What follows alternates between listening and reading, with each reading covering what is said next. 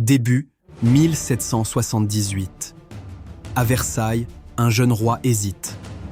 Louis XVI a 24 ans. Depuis 1775, les 13 colonies américaines luttent contre l'Empire britannique. Les nouvelles sont sombres. Boston est assiégé. New York est tombé en 1776. Philadelphie est occupée depuis 1777. Sans aide extérieure, la Révolution américaine va mourir. Sur la carte du Nouveau Monde, le roi observe des noms lointains. Saratoga, Charleston, Yorktown. L'hiver à Valley Forge a presque détruit l'armée de Washington.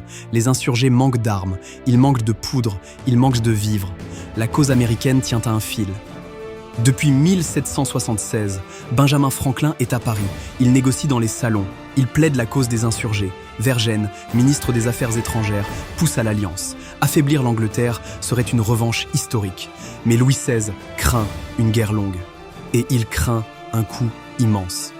Le 6 février 1778, tout bascule. Louis XVI signe le traité d'alliance avec les États-Unis.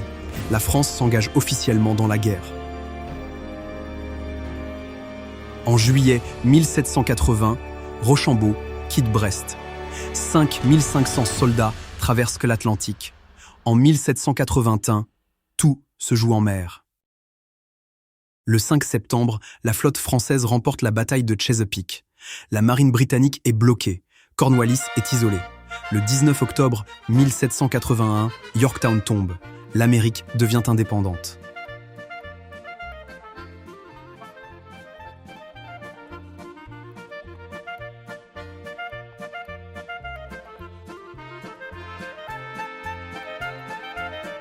Mais imaginons un instant, si Louis XVI n'avait pas signé.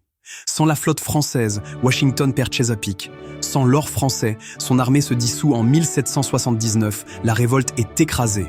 L'Amérique reste britannique, peut-être jusqu'au XIXe siècle.